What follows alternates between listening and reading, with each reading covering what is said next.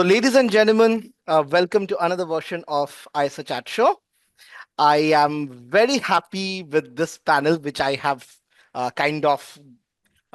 got together and I have named it the Think Tanks and Advisors point of view. Point of view, of course, not only on energy storage, but at large the grid or energy as a whole. We also have, I understand, we also have a lot of students and early career people joining IESA. So I have also kind of kept one question per candidate on advices that they have to give the Gen Zs. So yes. That said, let me start off. I won't do a normal introduction. I will ask individuals a particular question from their career and the path they took, and I would expect them to answer them. So welcome all of you. Thank you for joining this. I start with my questions. So my first question is to Vikas. We all know the person who is a partner at KPMG. Give us a peek into the journey behind this and one point or one moment which you think changed your career path. Sure. Thank you, Deb, and thank you for having me, and a very good evening to all the participants. So I think actually it's not one moment. I can just paint the journey how it has been for me. The journey really began out of campus at Terry, when where I had interned also. So very flat hierarchy, which gave me opportunity to work and interact at the highest level at that time.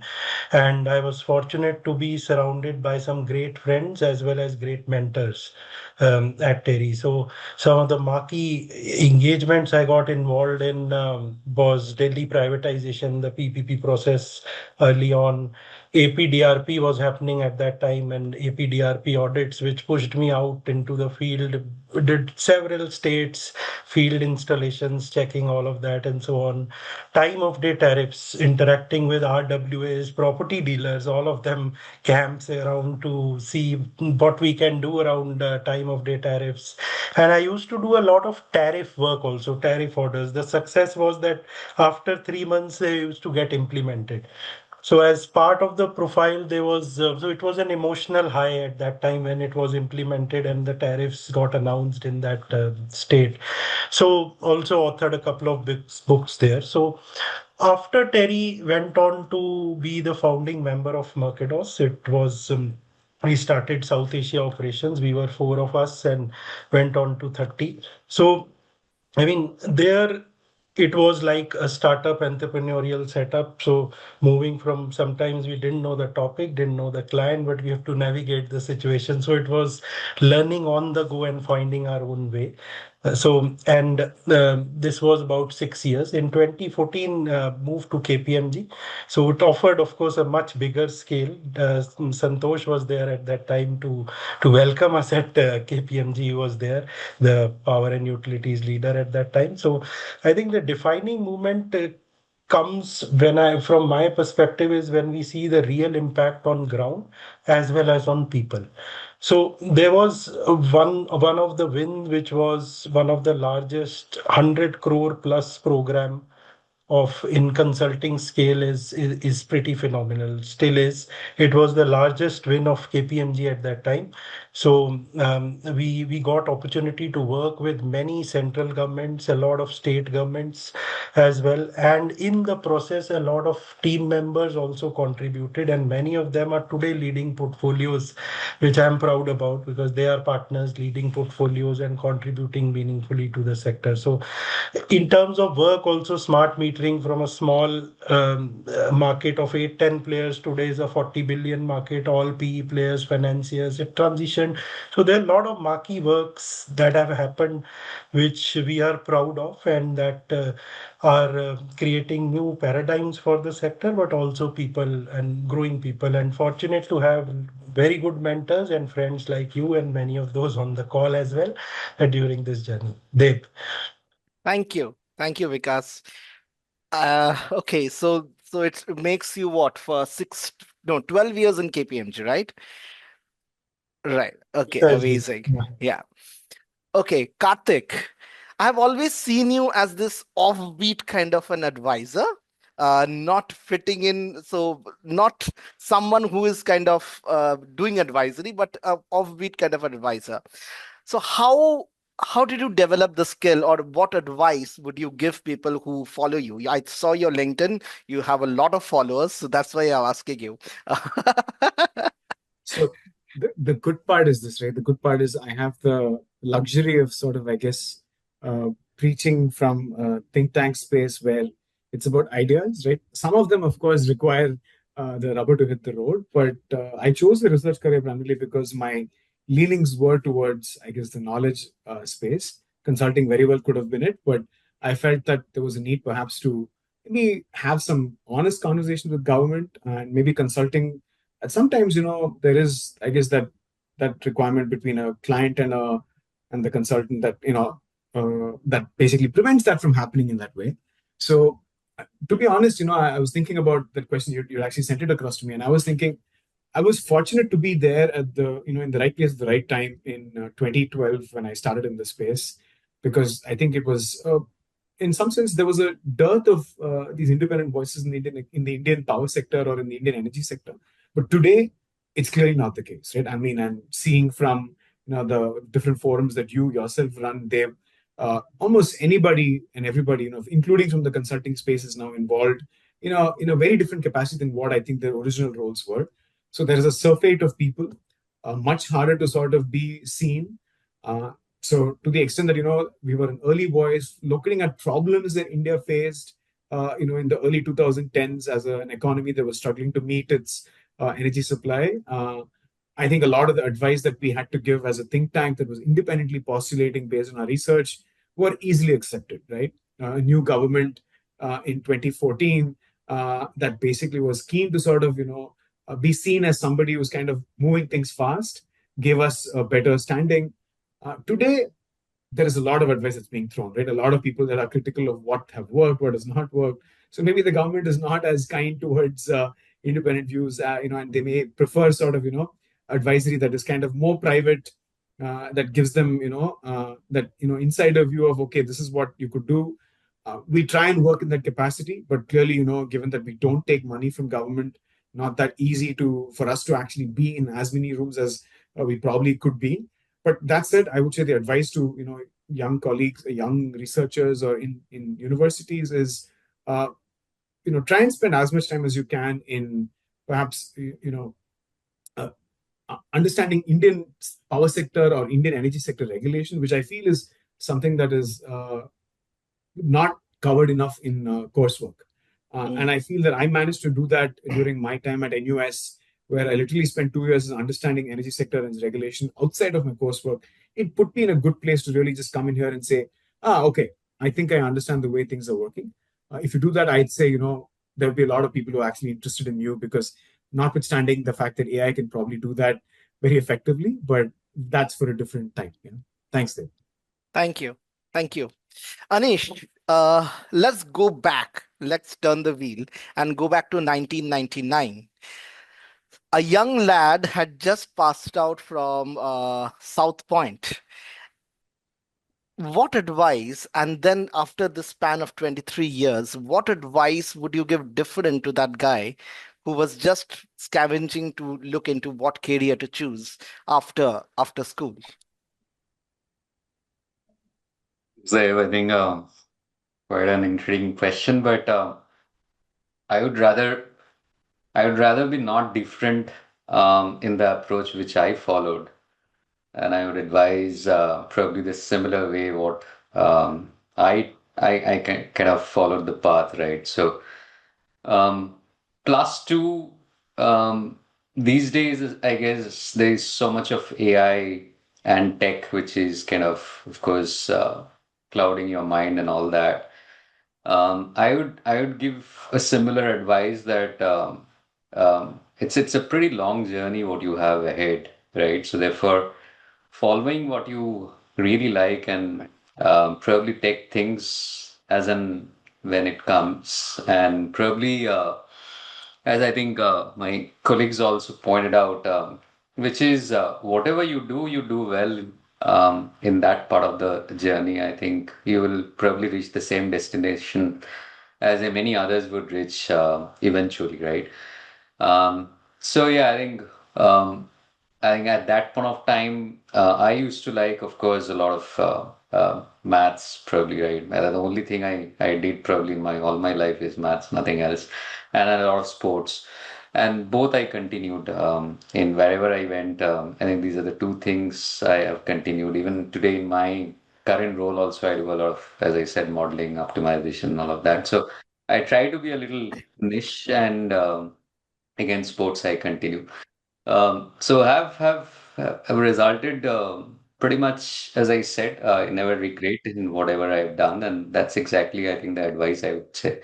I don't think too much more from the perspective of which career and what where would I land if I choose that. I think whatever you do, there is enough. I get space. I think all of us are lucky to be part of India. And for the next 15 years or 20 years or 2 decades, I see India growing, and there will be enough and I'd say enough opportunities for everyone in every sphere of their journey, right? So therefore, even for my kids as well, I think I would suggest, or I suggest them always think of an alternate career, and that could be even, say, my younger one is just probably 8, and he started learning drums from the age of 4. So that could be his completely alternate career, right? So I would be very happy if he does that, continue that way. So that's something which I would strongly encourage. Do something which is like, yeah, I think more from the perspective of passion, what you have and what you really enjoy. That's all. That's Great. So if you were not a partner, then maybe a soccer player or a cricketer? 100%. Okay, great. Ankita, I researched about you on LinkedIn. I got a lot of info, but then tell us something which is not on LinkedIn about you. Ah, it's for a reason, not on LinkedIn. No, I think when I started out my journey in this sector about 2010, the big question was that which sector to choose, to become a generalist or to become a specialist. And I had my degree in power management from University of Petroleum, and I was trying to figure out as to what career path to take. And I think around that time, clean energy technologies, especially solar wind, they were rising off the block, and it seemed like an area which would be growing and would require a lot of work, both from consulting and research point of view. So that's what became clear soon. I was initially working with the Federation of Indian Chambers of Commerce and Industry.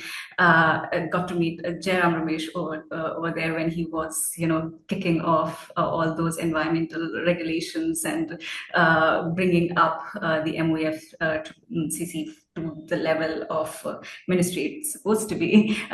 So it really was motivating, and therefore I chose climate change mitigation and renewable energy to be the area where I would like to focus my energies on. And over the years, I've worked with ICF International, where worked on climate change, energy efficiency related projects with Bureau of Energy Efficiency, Shakti Foundation, and so on.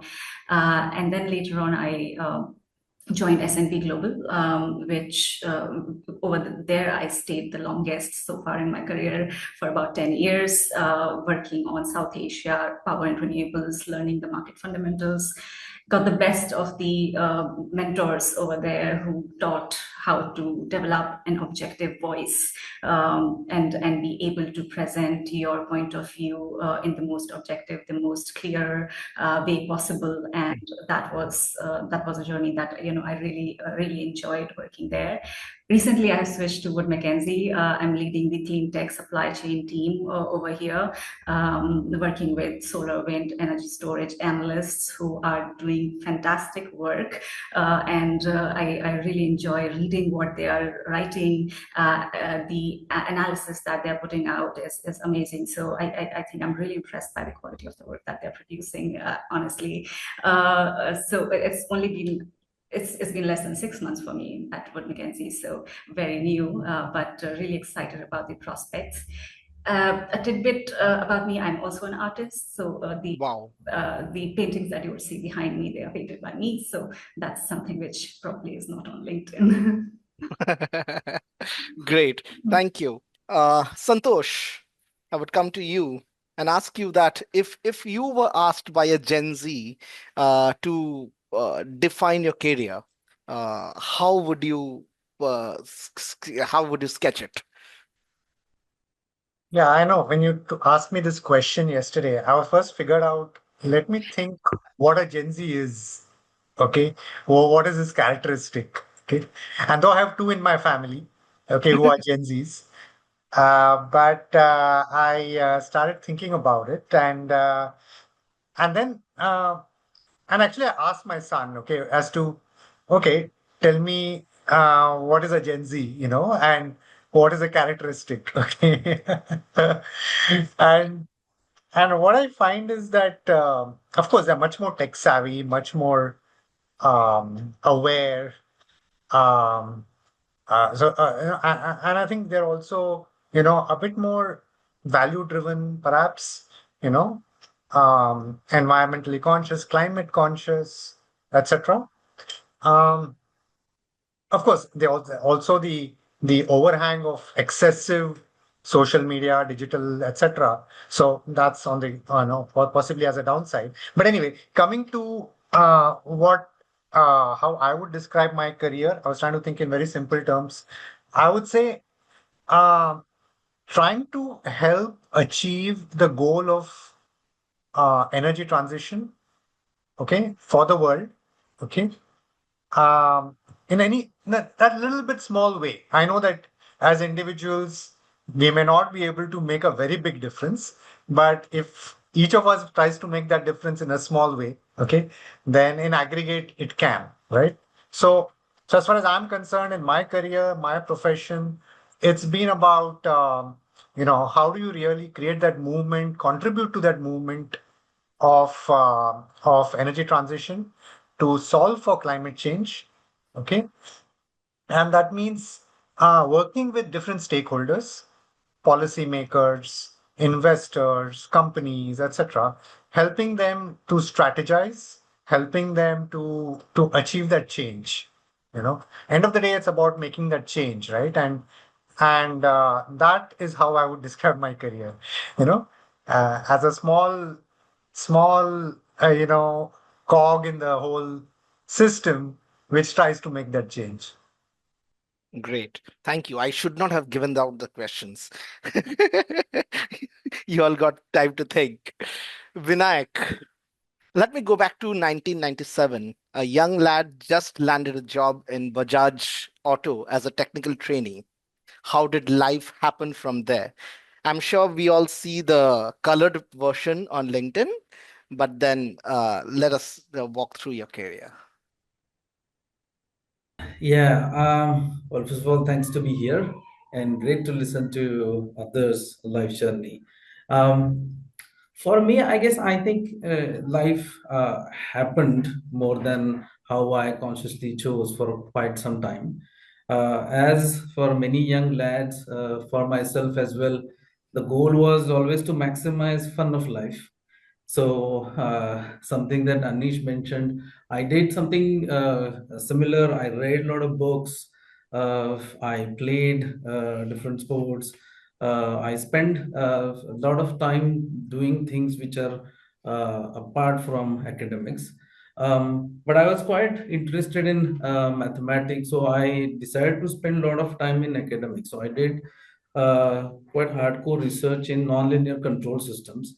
So I did control systems in something like differential geometry or bifurcation theory. So I spent a lot of time on those, just getting to know things. And at some point of time, when I was in Georgia Tech, I happened to meet a professor in economics who sort of gave me a problem statement in research, and it turned out to be very similar to the kind of mathematics that I was working in. And that sort of changed something for me in terms of career. And I then pursued a path which is in the finance and investments, and spent time in structured finance and private equity as well. So that is sort of a journey. But for the most of the time, I would say I did things rather unconsciously. I don't think I really knew what I wanted to do. I always knew what I didn't want to do. So I never wanted to be in the like software industry, although that was sort of the thing at that time. So I still wanted to be something which is core to what I know. But it sort of happened. That famous ghazal that says, it's Jagjit Singh's, अपनी मर्जी से कहाँ अपने सफर के हम है, रुख हवाओं का जिधर का है वहाँ के हम है. So it was almost like that. So I would just say I think I just enjoyed the journey. Great. Thank you. Vaibhav, are you there? Hi, Dev, can you hear me? Yes, I can hear you. Great. Welcome. Joined late, 5 rupees fine. Okay. A research intern in 2010 to MD of a company in 2025. According to you, what decisions in your career made this a kind of a shift? A spectacular shift.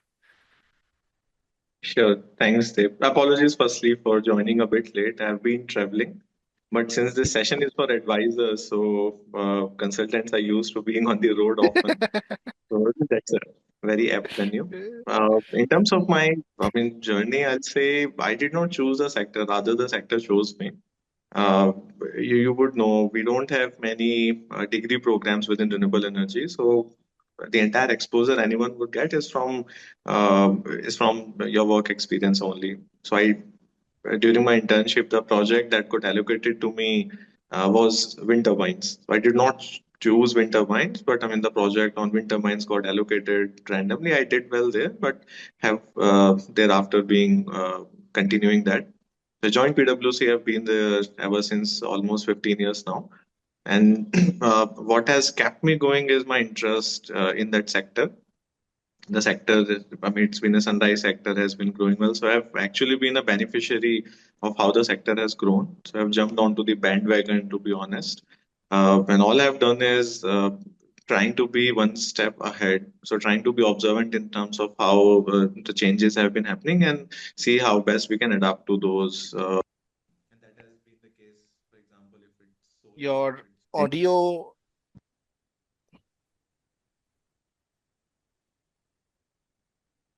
Yeah, your audio is kind of cutting. Hello, Dev, can you hear Yeah. me? Yes. Hi. Go on. Yeah. Yeah, so just trying to be one step ahead in terms of the changes that are happening and preparing well for those changes. So I did so, for example, when the first homework installation has to happen, when first PV-assist license had to be taken. So that way, I've just tried to be relevant in the market. And that's also, for example, one thing I'll suggest to folks who are joining this who are probably new. You have to be passionate about that sector. If it's anything you're reading within that sector, you have to have that genuine interest. Otherwise, it would end up being a mere job. Great. Thank you. Almost, I think 80% of you have been mentors to me on and off role. And that's so I have all my mentors here sitting. Okay, Vikas, coming back to you and getting a bit away from the career paths to walk that we all do. CA recently published a framework for 100 gigawatts of pumped hydro by 2035. Now, if you look into the geographical sensitivities as well as other things around, how do you see this? How do you see hydro as well as pumped hydro playing a major role, playing a critical role in India's energy transition? Sure. Serious stuff now. So, so I think first, I think the short answer is that hydro will play an important role. For a long period of time, I worked early in my career also on hydro. There was no strong sponsor. At one point of time, if we go back in history and see, hydro was 44% of installed capacity.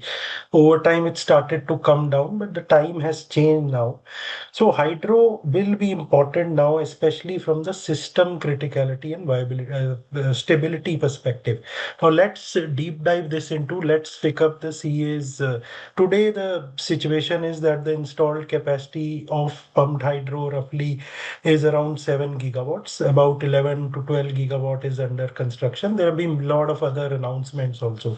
But if we see storage targets, which know better than you, there is 62 gigawatt by 2030, and then they're talking about 161 gigawatt by 2030-34. So between 30 to 35, it's a big ramp that goes up in terms of the storage requirement. Where pumped hydro fits in is long duration. When we start talking about 6 to 10 hours, it becomes, and especially coupled with when RE penetration starts increasing beyond 45 to 50, 55, and even more, which we will start seeing, batteries alone, which as of now are intraday, they can do more also, but as of now, intraday balancing will not suffice alone. So you need pumped storage very, very strongly in the system.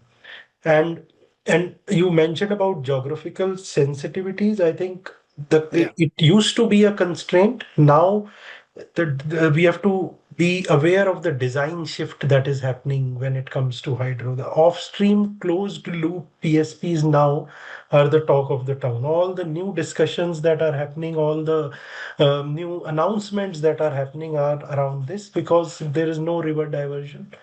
There is artificial upper and lower reservoir, so you are like, consequently the ecological and hydrological impact are also limited. The gestation period is almost half, close to half, if not fully half, 3.5 to 4 years instead of 7 to 10 that used to be here. So you will see in the pipeline, the Deccan Plateau, the Western Ghat fringes, etc.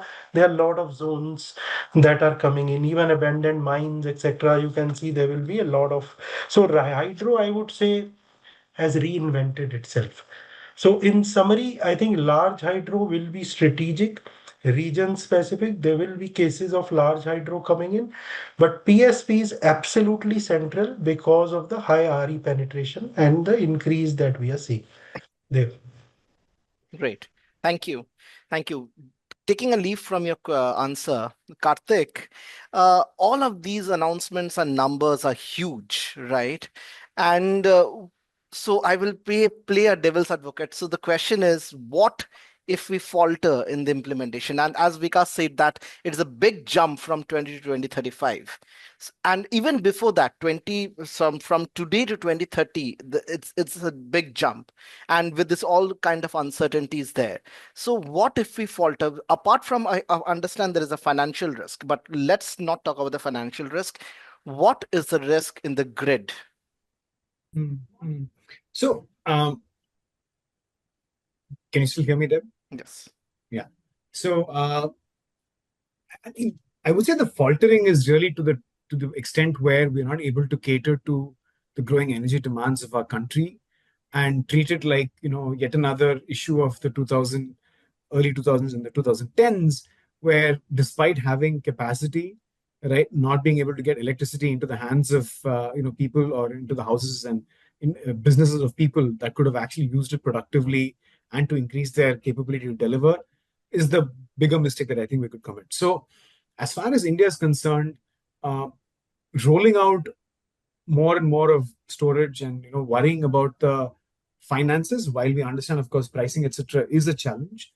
The bigger challenge is that we are at a time where as many people as possible need to sort of increase their standard of living, right? Get access to the new tools that are available. All of this will effectively require more electricity, and if we sort of cut back on that and say that this is too expensive for us to pursue, without really valuing what is it that this electricity is actually delivering by way of economic value to those households, to those businesses, that's when I think we're probably going to be, feeling like we took the wrong decision to either, not invest enough in storage, whether it's BESS or in transmission, because it was deemed too expensive. At the same time, I think we also have the opportunity to figure out how do we ensure, and I think this comes at the back of the AI summit that is kind of concluding, I guess, today, right? Uh, it is an energy guzzler, right? We all are aware of that. How do we ensure that we make AI more relevant to our needs, right? Not just get caught up by the fact that we have this massive energy guzzling giant that can potentially make life easier and different for a lot of people, but instead focusing on innovations that we think within AI that cater to this different types of India that exist. And not all types of India probably need the kind of AI that's being rolled out globally, right? How do you basically make it relevant to the problems that India continues to face? And I think the narrative within CEEW is of, you know, 3 or 4 different types of India, right? There is, of course, one form of India that's sitting around the table that we have here, right? There is a form of India that is looking to move from rural to urban because the opportunities are here. There is another form of India which is trying to really even make life just better within rural India. And then there is yet another India that's aspiring to sort of do things at a much bigger scale globally, right? And for each of these, there is a different need, but electricity is at the core of it. And realizing that every unit of electricity you produce has phenomenal value and manage to actually supply, that is something that India has not done a great job, right, of valuing what is it that electricity actually is doing. But I surprisingly found out, from one of the industry leaders, and I think this is a statement that's remained with me, is I asked them, why are they on this thing to build out new, thermal capacity? And they said, what, that's going to be a commodity that will always find value. Now, it might seem like it's a little too casual, but if you rethink it, you realize that if electrification is indeed the order of the day, then perhaps having those assets that can deliver that energy to you when you need it is perhaps the biggest positive, right? So, here's hoping that we do sort of see that promise that electrification will deliver, and not think about the costs, but also think actively about the value of what it brings to the economy. Great. Thank you. Anish, I will come to you, and you said about your love for mathematics and modeling. So the question also to you is about modeling and mathematics. You have been advising some of these clients over the storage and FDRE bids, and we have been seeing a major aggression in the market to get a lower number. What, according to you, is the reason behind this aggression? And in this aggression, are we overlooking something? Okay, so I think you have put me in a pretty tough spot. I think there have been bids going on, and if I and some of the winning bids have been advised by us, of course, but once we saw the bid and the numbers which we had put out were completely different. But in a way, I think there are multiple reasons. So first is, of course, uh, I think we have seen unprecedented volumes of large gigawatt scale bids coming up, right? So that's one. So people of ambitions, at least the platforms or whoever is kind of investing, have an ambition of making it a platform and probably flipping their investments, right? So that's an ambition of getting more gigawatts in their portfolio. Second is there are aspirations which is driven um, both from necessity as well, which is people who are module manufacturers and nameplate capacity, is much beyond than what the demand is. They are also getting into kind of forward integration in a way so that to get an offtake. So that has also resulted something in from that perspective into investments, which is, as I said, so you're like underutilizing your capacity, like China, right? You're underutilizing your capacity. So any kind of marginal increment in that utilization is not the similar impact in the financials, right? What you can do. So that's another angle which is coming. And third is, of course, as I said, at some point we knew that this industry would consolidate. And therefore, in consolidation, also, I think you know it for certain. Even the storage bids, what we see today, I think they're all, or most of them are on sell, right? So therefore, people are bidding, winning, and then they are trying to approach for a kind of a multiplier. So that's also another thing with aspirations, that there is a significant investment coming, gigawatts are required, and you go ahead. But having said that, a lot of it also is a positive from the sector perspective, right? Of course, the viability is a concern, and some of these bids probably will never see its day. But the VGF around it, the ecosystem around it, and patient capital coming in from sovereign wealth funds, who has I would say a much longer term aspirations in that sense, and not necessarily the private equities of the world, Mm, right? So that has also reduced the cost of capital, right, to a great extent. People have taken a lot of projections as well, to be very honest, and those are actually unfortunately going wrong. In the mm, sense, the forward price curves, people have taken quite a bit, both in terms of dollar prices. We know that this is building up. I think there have been enough researches also that dollar will devalue in that sense, and people have taken those bets as well, right? When it devalues, what it devalues, how it impacts in your financials, all of that, including your battery storage prices, EV demand coming down globally. Therefore, China has already kind of removed their entire subsidies on EVs, so their internal demand would go down, and therefore there is a oversupply capacity. All of that is playing in, and the forward prices were seen to be quite steeper. Means mm. people believe to be that it's all going in for a better return in that sense. But we Yeah. haven't seen that kind of a fall in prices. Rather, it's a reverse trend which we have seen, and that Mm, also artificially kind of China is probably doing that. But there is every reason to believe that the demand has come down, right, in terms of battery, particularly, say, for example. Um, and therefore, ideally, the prices should come down globally in that sense, but that hasn't come. So there are geopolitical risks which have set in and all that. But yeah, I think on a 1 year, 2 year horizon, we all know that dollar is going to devalue, and as well as prices is going to be at least moderate. So yeah, I yeah. think we are seeing those changes. Great. I will come to you, Vinayak, at this stage. You have seen the storage industry, of course, grow from where you're seeing it again right now in India. So you have seen it in US. Do you see any similarities in the way it is growing, or what are we not doing right? Well, similarities in certain aggression that I see. Um, but fundamentally, I think US took a different approach, and at that time, mind you, the technologies were at very different stage. Many technologies, lithium-ion batteries like LFP and MC, have gotten that economies of scale in manufacturing only recently. So at that time, everything was quite expensive. So that certainly played a role in decision making in US. But US essentially started with applications like frequency regulation because that's where these technologies were most suitable. These technologies just didn't compete well on the energy, even if you hybridize it at that time. But what US didn't do well is really they didn't create a mechanism fast enough to get these projects financed.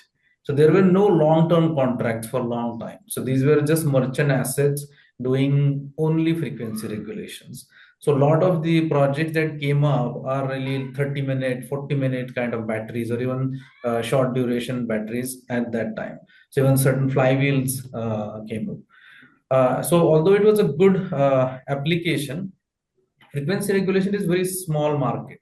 It gets saturated very quickly. So in fact, the PGEM was one of the first ISO who started getting the batteries. They quickly realized that its batteries are not really going to be enough, as they started seeing the installation. So they in fact put a cap on how much maximum batteries they can install for vacancy regulation. What India did well, we did learn from some of these things and started with contracts. And it is also, I mean, legacy of how India's power markets are structured as well. But that certainly helps when you have contracts. The projects at least get easier, not necessarily easy, but easier to finance. So that I think we did well.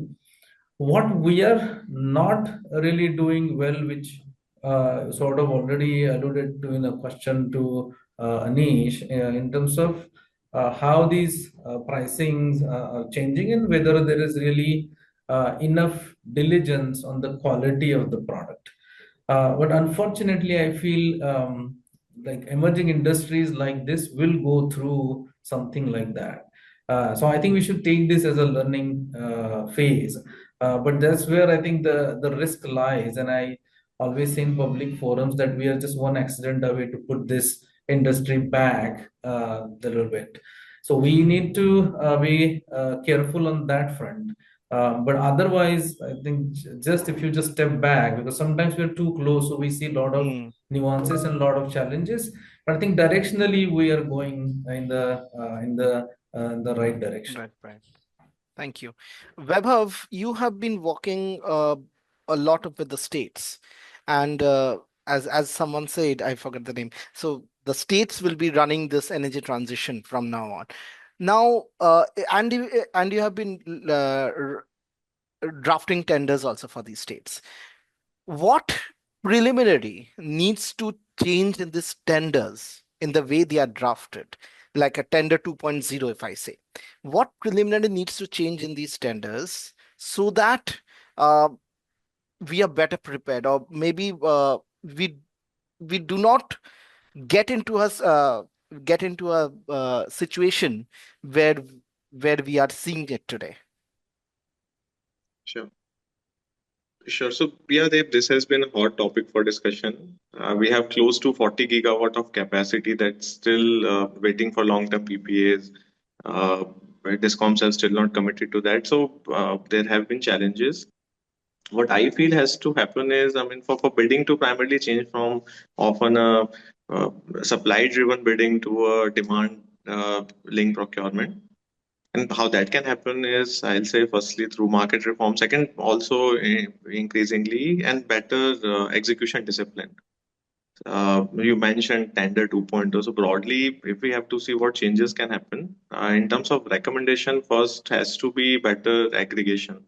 There has to be some offtake commitment before a tender gets issued. Majority of the tenders, I mean, they were tailored only because the tender was issued, we discovered prices, but finally, Discoms did not agree to that. So there has to be better aggregation. And when we say demand aggregation, we often always talk about a central agency aggregating it for various states. What more has to happen is we have a lot of CNI capacity coming in.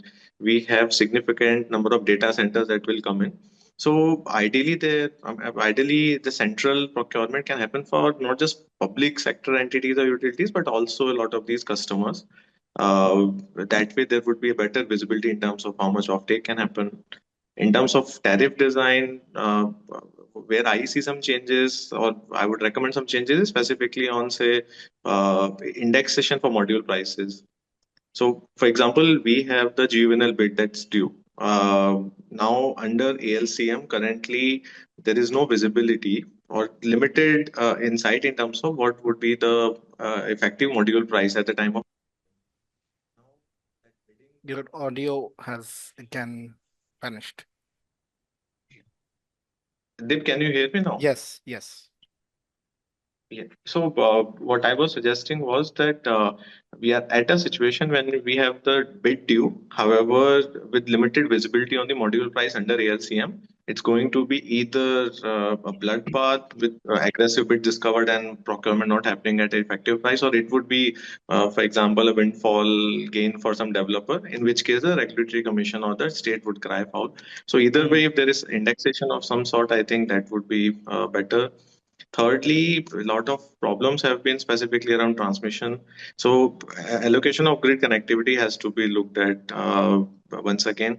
There have been entities that that have gotten allocation, however, have no plans in terms of how they'll execute projects. So it has to be relooked. The regulation fourth, fifth amendment try to look at it, but there is more thought needed there. If we are looking at connectivity, for example, Rajasthan, you can't get anything ISTS before 2930. Now, we do see some developers that may have CNI capacity, however, would struggle on connectivity. Yeah. In terms of market design, another thing is moving ahead from pure play 25-year PPS to more market linked mechanisms. For example, CFD, more open market transactions. Also, we have seen a lot of bidding till now. Solar capacity is upwards of 130, primarily tender-based bidding, but we are not utilizing those learnings in terms of incentivizing developers who have executed those projects well, or penalizing developers who have failed to do so. So even after PPA signing projects have been delayed, so given that there is a lot of data available in terms of the developers that have fared well and developers that have not, something in terms of incentive or penalty can also be effectively built in within these standards. Right. Thank you. Santosh, over the last 1 year, we have been talking about the CNI market, which we have mentioned about. How big a market or how big an opportunity, if I gave you to pick up the hot picks 1 to 3, what would be your 3 picks from the CNI category as well as data centers? How do you see this opportunity, and what will be your top 3 picks? Okay, thanks, Dave. Yes, I mean, that's one space I've been closely following in the last 1 year or 1.5 years. In terms of the market, I think it will be 15 to 20% of the overall storage market, right? So we're looking at something like 40 to 50 gigawatt hours in the next 5 years, okay? Or till 2030. So basically, what will drive this? I think 2, 3 things. One is clearly the changing regulations, okay, which will require solar to be paired with battery, okay, whether it's open access or whether it's rooftop solar, okay. So Maharashtra, for example, as you might know, the regulator has come with restrictions on banking of solar and also for net metering, you know. So therefore, there'll be more such states which will come up with such regulations, which will require the pairing to happen. Yeah. You know, so that's clearly one driver. Second driver is going to be, of course, the diesel abatement, backup power. You know, that's the second big driver. Yeah. And there'll be related use cases related to peak demand shaving and so on. Okay, which we are seeing getting, you know, good use case, you know, traction, let's say, in some of the Western markets, you know, including peak demand shaving. So I would say these are the broad use cases. In terms of which will be fast picks, I would say, I think the EV charging infrastructure, okay, they would take up batteries, okay. Data centers would take up batteries. We will also, of course, telecom towers have always been taking batteries, so that's not new. But also equally, we will see, you know, things which require highly reliable power, you know, hospitals, you know, certain types of commercial activity which require uninterrupted power. Okay. We will see a lot of those which will be early adopters of CNI behind the meter batteries. Okay. So broadly, I would put these as initial hot picks, and eventually it would roll up to broader manufacturing and broader services industries. Thank you. Thank you. Ankita, uh, what if I had to give you a crystal ball, and I had to give you some projections for 2026, what we should look out for in the storage industry, what would be like top 3 kind of predictions? Cost we already talked about. So Yes. yes. So, I mean, in the energy storage industry, I think there's a lot of churn that is happening as we speak. From the supply chain perspective, there's a lot of renewed emphasis on energy security now, rather than simply energy transition and affordability, which have been the goals. But now people are relying that they need to build resilient supply chains across the globe. That's the fact.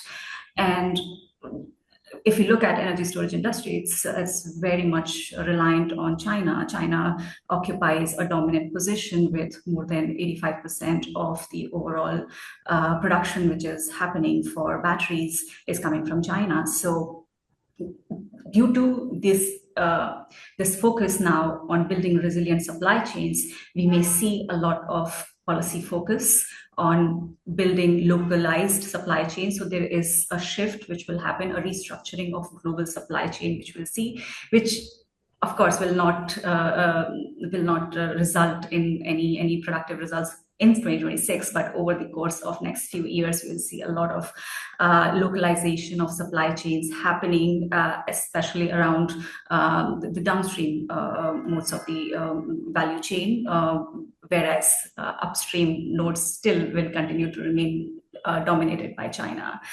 What we are looking at is local content requirements across the globe. US has tightened its foreign entity of concern regulations recently, which will further increase the restrictions on the imports for energy storage components. And all of this will, what it is resulting in, actually, the first aspect of the supply chain movement which is happening is that local Chinese manufacturers are now moving out of China and setting up manufacturing capacity elsewhere in the world to be able to get out of these regulations. So this is what we will be increasingly seeing. We are seeing that South Korean manufacturers, they are targeting largely US market, where the demand for NMC-based technology chemistries is coming largely from US, and now they are reconfiguring their supply chain to cater to that market. So there's a lot of churn in terms of where the manufacturing is set up and how much local content requirement is there, and be able to meet that by realigning the production or manufacturing location and strategies around that. Second thing which is of course happening is that lithium carbonate prices have gone up in last few months, and this was being driven in one way because the EV demand in China fell down, and that has led to lithium carbonate prices moving up, but also there are raw material constraints which are emerging, which are leading to an increase in prices, which is ultimately having an impact on downstream prices as well. And therefore, battery cell modules are now at a premium in the last 2 months. The prices have moved up for batteries which are getting exported out of China. The prices have increased up to from about $50 to $55 per kilowatt hour, and they are expected to continue to increase at least till the second quarter of this year, after which the demand side of the market is expected to, because of the margin pressures, may be able to stabilize prices around that time.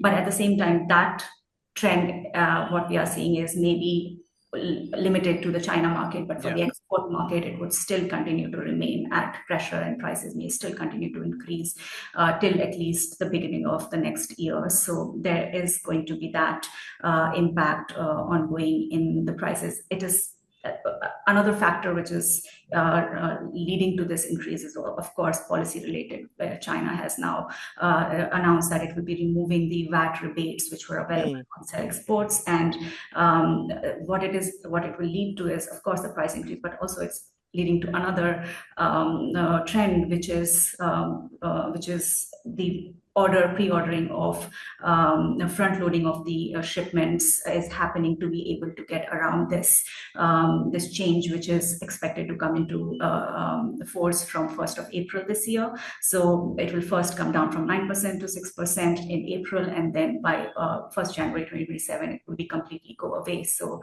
developers are trying to get ahead of this timeline and front load their orders during this timeline to be, but prices are anyway going up, so it's like a very crucial balance which has to be maintained. And although right now, if these trends are going to continue, this year shipments are expected to rise about 40% compared to last year. So that's what we are projecting for 2026.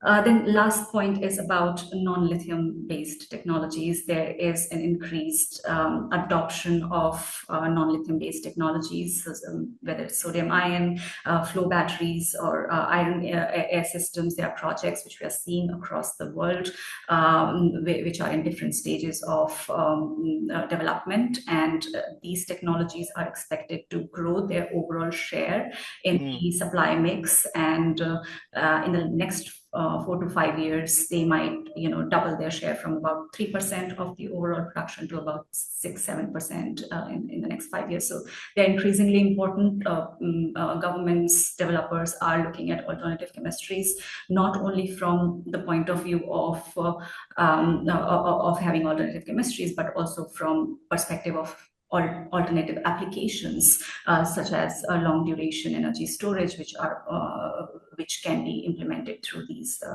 other options. So yeah, that's my perspective. Thank you. If you allow me, all of you allow me 5 minutes just extra. I will go to 5 because the last question is very important.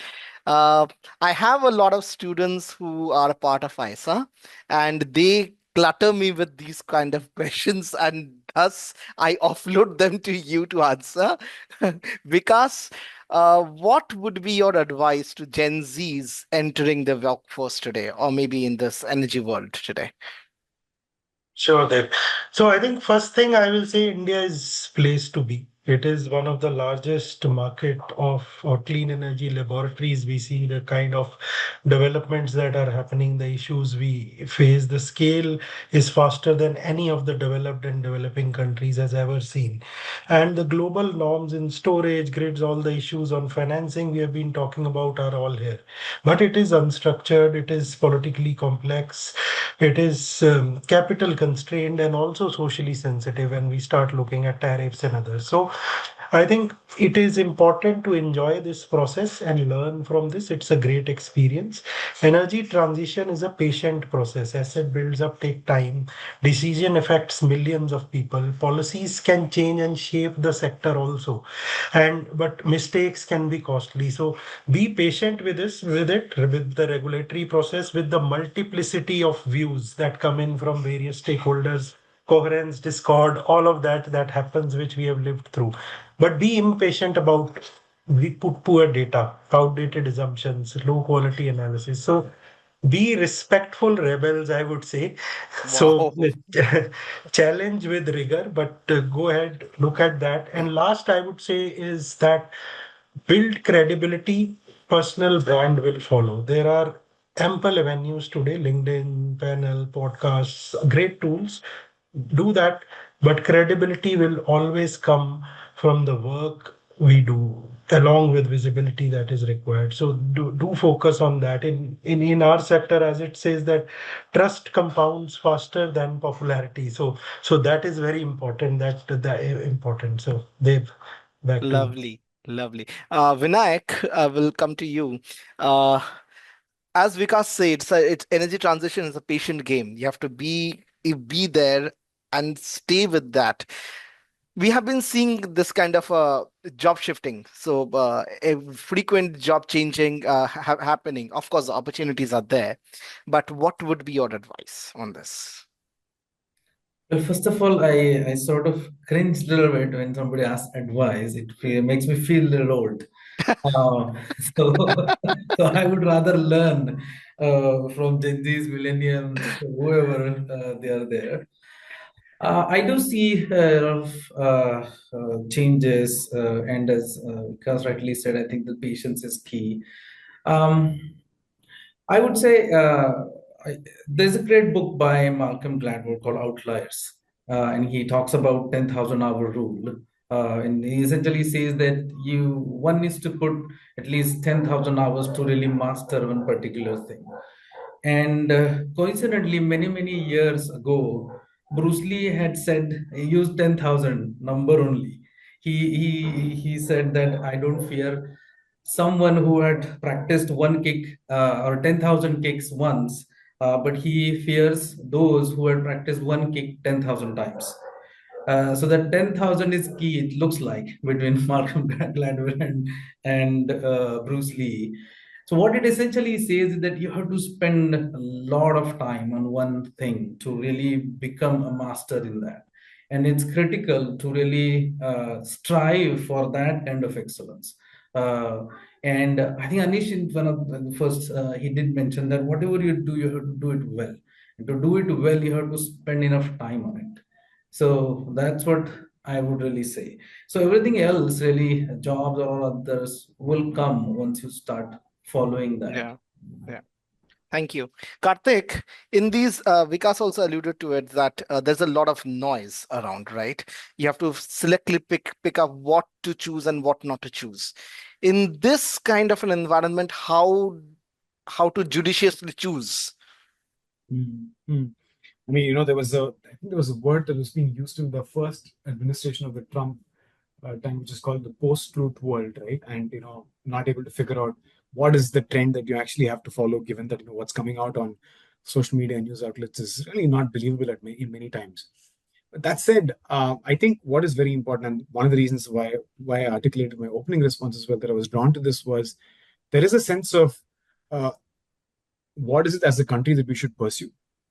And there are many different priorities. And I think in India, you can work towards any one of these different priorities, and create impact. There is that much scale available in the country.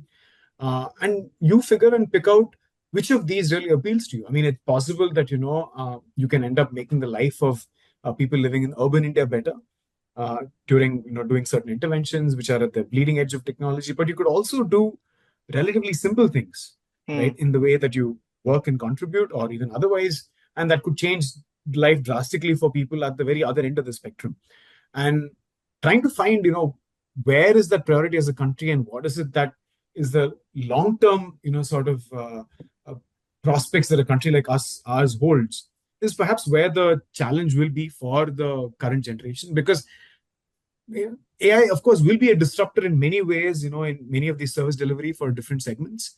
But I do believe that if indeed it's about making life better for our fellow citizens, then the avenues are plentiful. And I think we just shouldn't be constrained by the fact that, there are certain ones that are obviously being seen as more important today. And as a result, let's pursue that. And and going back to what I think the others have said, really looking at what you see around you and what you want to actually improve, and not sort of just glossing over that. And I think that's what we unfortunately end up seeing in the system today. If you're able to sort of take a deeper look and seeing, okay, this is what truly needs to be fixed, and work towards that, I think there will be rewards that are commensurate, maybe not monetarily, but in other ways. Yeah. Thank you. Thank you. Anish, question to you. I got this in my LinkedIn message that day. Sir, resume कैसे बनाए कि selection हो जाए? Your answer to that. You're on mute. Sorry for that. No, I think all the way through, wherever you, I guess, do your education, I think that's one skill which you will anyway prepare your resume. But I think while we scan, or while we kind of interview or we shortlist, the relevance of the resume, which is a storyboarding, and the clarity and outcomes, right? That becomes pretty important, because you will be hired for a role, and you are applying for a role increasingly, right? And therefore, clarity of I'm saying what you have done and the specific outcome is something which becomes important while you prepare a CV. Of course, there are several tips and tools to prepare a CV, but at the end of the day, it needs to be coming out very, very clearly that one spark in you, right? So there are two aspects of it. With a and as I said, with AI coming in and tech coming in, there will be always I would say, a innovation angle where you become a developer and you try to innovate something. And then the second part of it is a productivity angle where you use the AI and then kind of do better efficiency and productivity, right? And these will be the two roles largely where people will recruit. Either you are an innovator, Yeah. stereotyping it, or I'm saying you are more of a productivity efficiency guy who will use AI and complement, or whatever I'm saying, complement AI and use in your ways. So if you have that in mind and prepare your CV, I think that would be much more, as I said, useful for businesses to kind of scan through that which role you fit in, right? Either you're an innovator or a developer or versus a user. Thank you. Thank you, Anish. Ankita, some tips of what should not be in a resume. I see resumes which are very colorful, and you can almost say that it is AI made. So, what should not be there in a resume? Yeah, I get many different kinds of CVs you get to see over the course of the years, and with the advent of AI now, a lot of them have started to look very similar. But what I would say is avoid jargon. Don't use jargon which you are not very familiar with. Be genuine.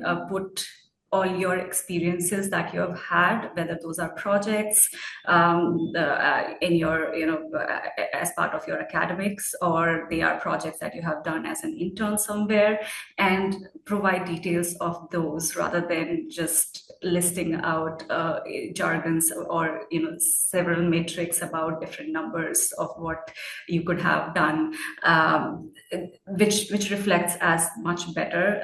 It puts you out as a genuine individual rather than just an automaton who looks just like everyone else. So I would say be genuine. Try to put your own self on the paper and don't copy anyone else's resume as to what they are putting in. You just copy and paste. It could mean that those same CVs are in front of the recruiter and they just ignore both. Yeah. So yeah, that's what I would say. Thank you. Santosh, the approach to finding a job. The world has changed, but the approach to finding a job sadly has not changed. What do you suggest in this world of opportunity? What kind of how should they approach? Tough one, Dave. I think, frankly, I mean, I don't have a straight answer to that. Okay. Nowadays, of course, you have platforms like LinkedIn and so on. But the way I would put it is like this. I would say be passionate about something. Okay. Find a problem you want to solve. Okay. And so, right. So, while there is AI, and AI is a great equalizer, I would say, right, between the expert and the non-expert. Okay. So, AI is going to democratize knowledge, democratize skills. Okay. But is the person who has the passion, who has the intent to solve a problem, okay, is the one I think will win. Okay. Because AI is at your hand. It's your tool. Okay. So I think it's important to have a purpose, a passion, right? And then go for it. And I think there are enough problems in this world to solve, right? Enough problems. And they won't get solved for a long, long time. Yeah. Right. So pick the problem and go after it. And one more advice I'll just give to the youngsters is, the power of networking, the power Yes. of social skills, right? Very important, okay? Because the technical knowledge will be there at your fingertips, okay? But It's how you network, how you find opportunities is where you'll be able to find a way out. Correct. Thank you. I love the equalizer concept. Uh, Vaibhav, last, your feedback on this. Sure. So the fellow panelists have already covered what should happen, but if I look back, we recently did a survey to just understand what Gen Z are looking for while they are applying. So obviously, money or the salary came out to be the first answer, but there was also purpose there, and this was also within top five, which was really positive for us. Because when we look at, for example, solar storage, these sectors, it's actually something that you're really proud of when you introduce yourself. So, which is why I said from a purpose standpoint, this is something that's going to bode well with priorities of Gen Z. And only a fraction of capacity has come up. If you look at solar or, for example, storage, what has to happen by say 2050, we're only at a fraction of it. So almost everything has to happen. Many reforms, technologies would come in. So exactly a sunrise sector where someone can associate in. The leadership is really young. Anish mentioned he plays football, so the leadership is still young. That I mean, still leaders can play active football. But it's good to be often get mentored by these people. And last thing I'll say is we often put a lot of emphasis on learning. So asking them to just learn, I'll say the opposite. They have to be the ones teaching. So, for example, we discussed AI, ML, everything. So these are the things where they should be looking at problems to solve, and they should be actually teaching the old guard about how this can actually be implemented and effectively done well. Thank you. I think I'm sorry for taking 12 minutes more, but it was absolutely worth it. So I think thank you. Thank you for being such a sport and coming up. I will again call you in in a separate platform maybe to discuss nuclear with Vikas and maybe discuss modeling with Anish going forward in much more detail. So thank you. And just before you leave, I would love to have a picture with all of you. One, ready? 1, 2, 3. Thank you. Thank you so much. Thank you. Thank you. Thank you. Thank Thank you so you. Thank you. much. Great.